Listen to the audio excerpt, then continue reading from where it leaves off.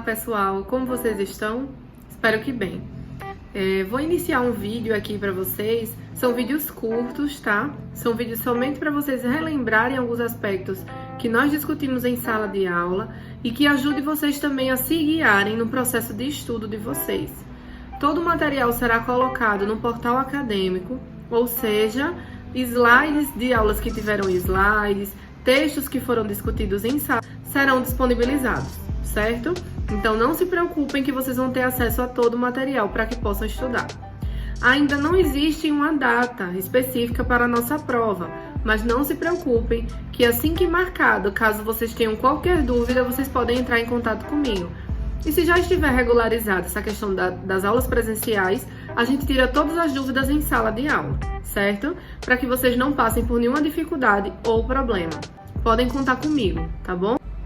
Eu vou tentar fazer alguns mas listagens dos tópicos principais dos assuntos que eu irei abordar aqui com vocês, tá certo? Tivemos alguns assuntos que não cairão em prova, então não precisam se preocupar com eles agora. Foi a título de conhecimento para que vocês agreguem sobre o que é a psicologia mesmo, tá? Mas em prova não cobrarei.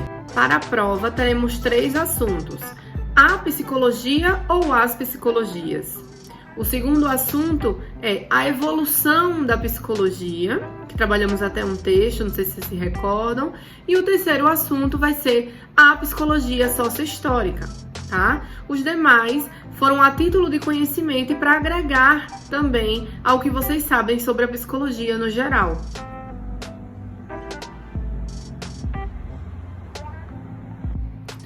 O primeiro assunto que a gente vai tratar é a psicologia ou as psicologias. Esse foi um dos assuntos bastante trabalhados em sala de aula, foi um dos nossos primeiros assuntos. Nós trabalhamos bastante sobre essa questão dos aspectos que a psicologia tem, né, e o que é inerente à psicologia. Então, será que é a psicologia ou são as psicologias? E daí nós vimos, né, de maneira minuciosa e detalhada algumas áreas da psicologia e alguns focos de atuação que ela possui. Nós vimos diversas áreas, né, que a psicologia ela atua, e frente a isso nós conseguimos compreender que a psicologia ela é muito vasta. A psicologia é ampla e a psicologia ela é dinâmica. Só que além disso, ela é uma ciência, né? E para se tornar ciência, o que ela precisou fazer? Quais aspectos precisaram surgir para que ela fosse significando? E no início, tratavam a psicologia, né, para defini-la como ciência da alma. Por que ciência da alma? O que vocês acreditam que é a alma? Qual é a relação que vocês têm com a alma? Né? Além do lado espiritual, ela me fala sobre algo que é muito meu, que é muito intrínseco, que é muito subjetivo, ou seja, que faz parte de mim. Então, quando eles definiam a ciência psicológica como uma ciência da alma, eles estavam justamente querendo relacionar a psicologia a um campo do saber que estudava o ser humano, que entendia que ser humano era esse, que compreendia quais eram os desejos, as vontades, os interesses, quais eram as ambições daquele ser humano. E a partir dali entender o que é subjetivo dele, o que o torna pessoal e o que o torna individual. Importante também destacar outro aspecto que estudamos, que estava principalmente relacionado à psicologia enquanto ciência, certo? Nós conversamos que a psicologia não é achismo. A psicologia não é algo que somente eu acredito porque eu sei, ou porque me contaram, ou porque eu tenho uma habilidade de diálogo com algum amigo. A psicologia vai além disso.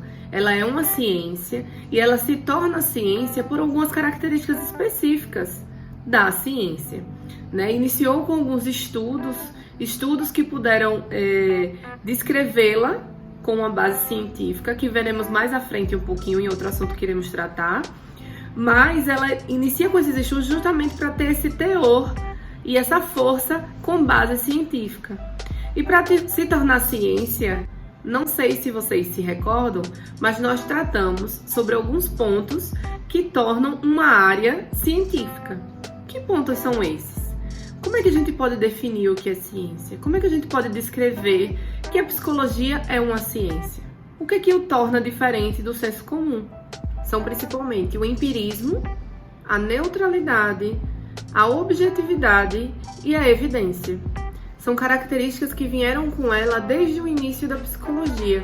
Então, a psicologia só é ciência, só é uma área científica, porque ela passou por esse processo de reconhecimento, enquanto área da ciência, certo?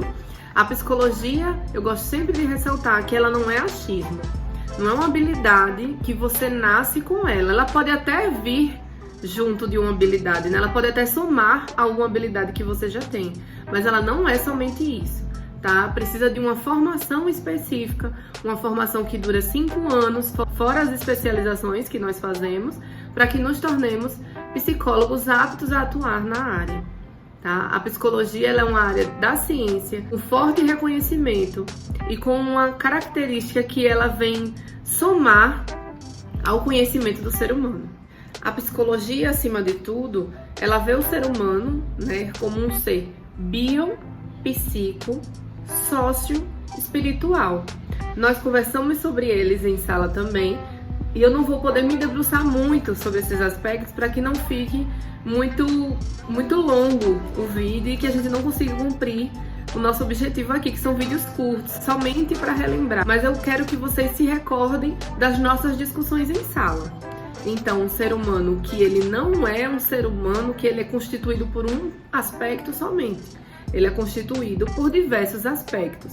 Ou seja, aspectos que nos rodeiam, aspectos que estão ao nosso redor e que somam as nossas características pessoais.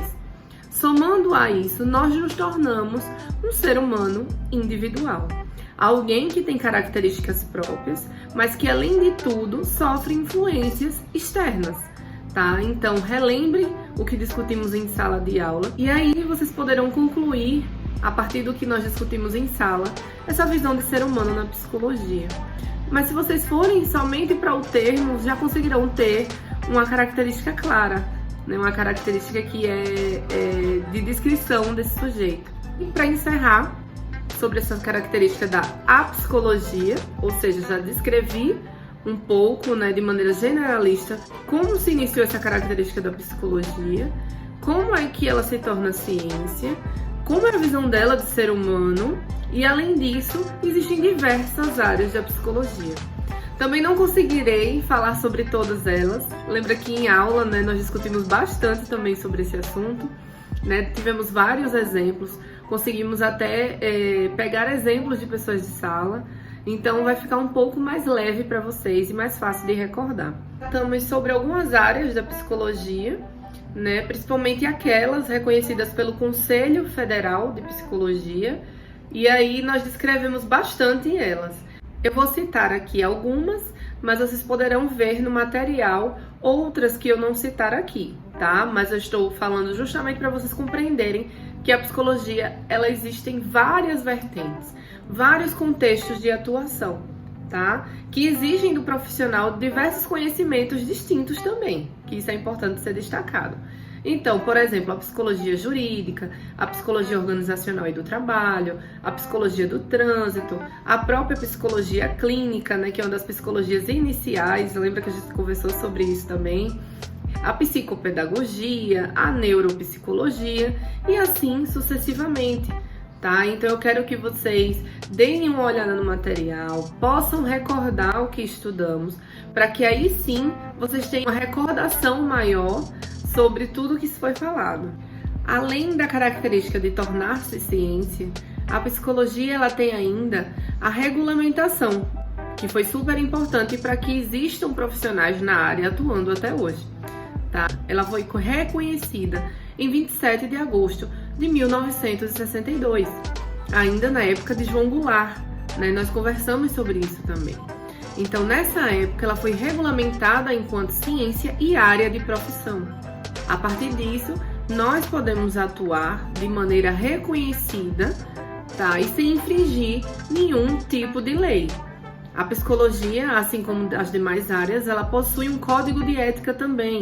Esse código de ética, ele foi construído pelo Conselho Federal de Psicologia. E aí ele vai destrinchar, ele vai elencar diversas características inerentes à profissão do psicólogo. Alguns deveres, algumas normas e regras, principalmente para que a atuação seja feita de maneira satisfatória, para que a gente possa atuar de maneira também uniforme. Ou seja, todos os profissionais da área da psicologia precisam segui-lo, precisam ter um comprometimento ético, um comprometimento que ele vá atingir as necessidades dele enquanto profissional e que ele não vai invadir o espaço do outro, seja no seu mercado de trabalho enquanto profissional da área liberal ou funcionário de alguma empresa também.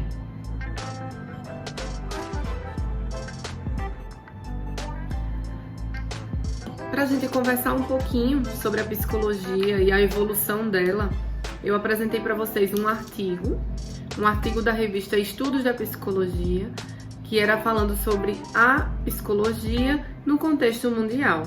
É de Leitão e de Nicolaci da Costa, de lá da PUC do Rio de Janeiro. Então eu quero que vocês continuem se baseando nele para poder realizar essa revisão para a prova. Esse artigo, ele trabalha sobre 3 aspectos principais, né? Debruçado em cima de 3 pontos principais. Eu vou ler para vocês agora. Teorias pós-modernas, teoria da modernização reflexiva e teoria da revolução da tecnologia da informação. Eu não quero que vocês passem muito tempo estudando os 2 tópicos iniciais, os 2 tópicos anteriores que eu li, ou seja, teoria pós-moderna e teoria da modernização reflexiva. Eu quero que vocês leiam, que vocês relembrem o tópico da teoria da revolução da tecnologia da informação. Por que eu quero que vocês façam isso? Para que vocês fiquem com aspectos dessa psicologia mais moderna, da psicologia atrelada ao que nós necessitamos, que é esse conhecimento na inovação e na tecnologia.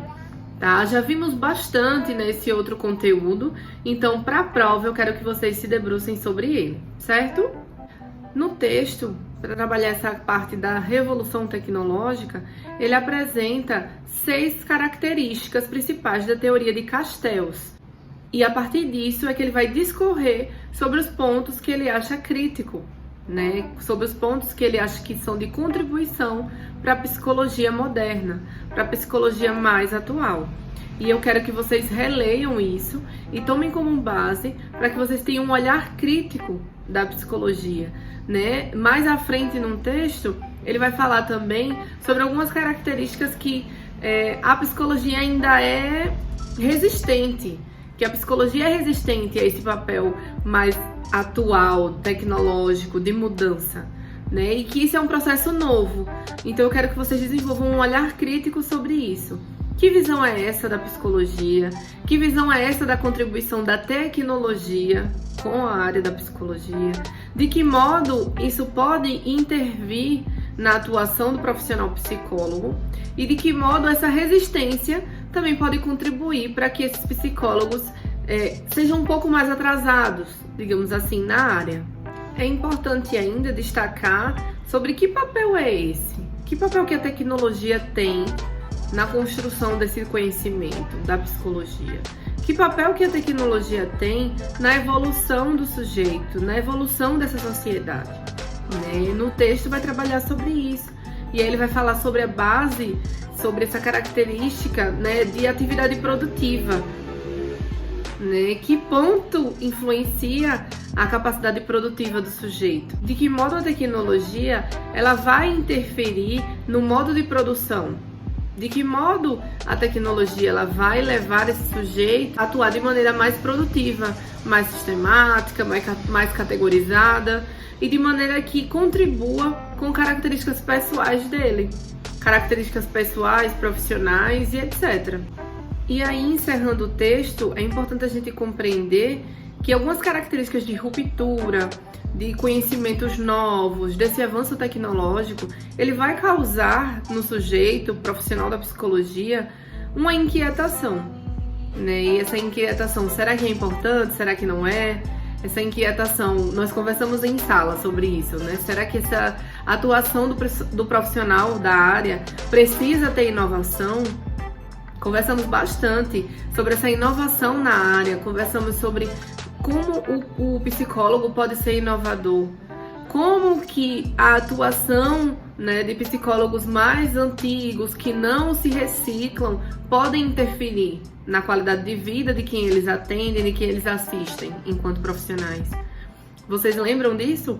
Nós conversamos bastante, demos vários exemplos em sala de aula que trazem que fazem, na verdade, com que a gente pense que a tecnologia ela é nossa aliada, que a tecnologia ela vem para somar, ela vem para acrescer a atividade profissional. E que essa visão que nós temos, né, de uma psicologia mais rebuscada, mais engessada, ela precisa evoluir também.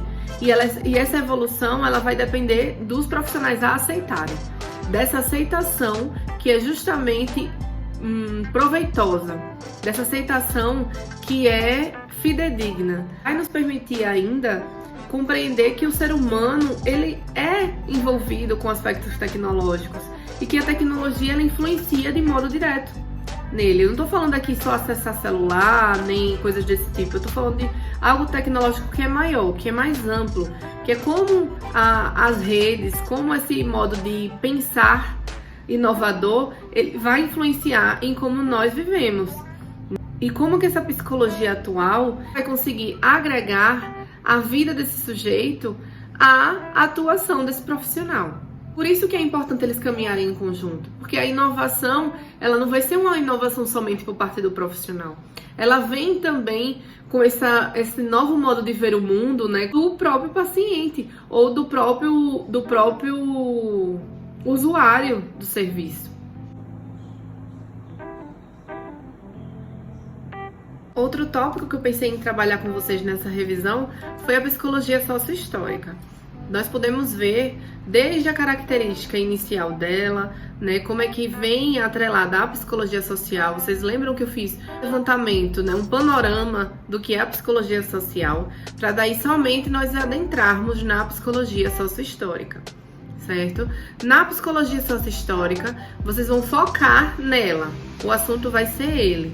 Tá? Aquela parte que eu iniciei falando sobre a psicologia social, não precisa que vocês agora se debrucem sobre ela, somente sobre a psicologia sociohistórica em si, tá? Porque eu lembro que foram bastante slides naquela aula e senão vai se tornar muito cansativo para vocês estudarem sobre isso, certo? A psicologia sociohistórica, ela teve início lá no século XX, mas ela chega aqui ao Brasil somente lá para os anos 80. Ou seja, é uma área da ciência, assim como a psicologia também, né? Que é nova, né? É uma área da ciência que ainda vem em processo de evolução, mas que tem fortes bases teóricas. Ela chega aqui no Brasil com fortes bases, né, da psicologia social e da psicologia da educação, conforme a gente já viu em sala de aula. Ela surge como uma nova área da psicologia, buscando justamente quebrar aquele paradigma positivista, aquele paradigma que ia de encontro com algumas características socio-históricas do sujeito. E aí teve um nome que eu falei bastante para vocês em aula, de um teórico, que é o teórico dessa teoria, Vygotsky. Né? Eu acredito que vocês relembram bastante sobre ele, porque eu tratei bastante sobre o que Vygotsky falava. Vygotsky pensava que não havia como a gente pensar de um modo tão positivista, no sentido de estímulo e resposta, determinarem meu comportamento, se existia algo a mais no meio que me influenciava de maneira direta. Então, aquele pensamento de que somente as unidades de estímulo e de resposta, ou até mesmo de consequência, que surge depois no behaviorismo, ele não vai considerar. Ele vai considerar que a caracterização do homem, ela vai ser determinada pela forma de vida que ele tem, né? Sobre o que ele vive ao seu redor, sobre os estímulos que ele tem também, mas de maneira histórica e social. De que modo que isso vai influenciar como esse sujeito se comporta, como ele age, quais são as suas relações, quais são os seus interesses, tudo isso vai vir a partir desse ponto de vista de Vygotsky. Existe ainda outro ponto que ele destaca, são as funções superiores. Lembra que eu falei também sobre a característica cognitiva, né, que existem algumas funções que a gente precisa recordar e que a gente precisa considerar na teoria dele. Como, por exemplo, a linguagem e o pensamento, como por exemplo, a consciência e o comportamento. E outro ponto ainda importante para que vocês compreendam é que Vygotsky ele vai se basear em uma teoria que vocês conhecem bastante já, que é a teoria marxista. É o que vocês estudam bastante. E por que ele envolve Marx nisso? Vocês recordam que a gente conversou em sala? Ele vai envolver Marx justamente porque ele acredita que a atividade do homem, ou seja, o que ele faz no meio social, é que vai o tornar ser humano, é que vai dar características a ele. E que essa atuação dele, exercendo suas atividades, também vão atuar no mundo, também vão modificar sua natureza. Não sei se vocês se recordam, mas a gente conversou sobre o ponto de vista de Vygotsky. Ele considerava que não é a consciência do homem que vai determinar a vida dele, mas sim a vida dele, né, como ele interage, etc., que vai determinar a sua consciência. A visão de homem na teoria sócio-histórica, de acordo com Vygotsky, vai falar sobre um homem que ele é autônomo. Ele é autônomo no seu processo de agir no mundo. Ele é autônomo no processo de formação também de sua individualização. Ou seja, ele se torna quem ele é a partir de uma autonomia que ele tem sobre o mundo, a partir de uma autonomia que ele vai gerar nas suas relações, no seu processo de amadurecimento e de vida. Então, o que a gente pode considerar é que esse ser humano é um ser ativo, social e histórico, autônomo para conseguir construir suas relações e sua história de vida, e autônomo para conseguir evoluir em seu processo de individualização. Ele se constrói a partir de uma realidade vivenciada, mas a partir de suas necessidades. Então ele vai realizar atitudes que estão de acordo com as suas características, com a sua realidade.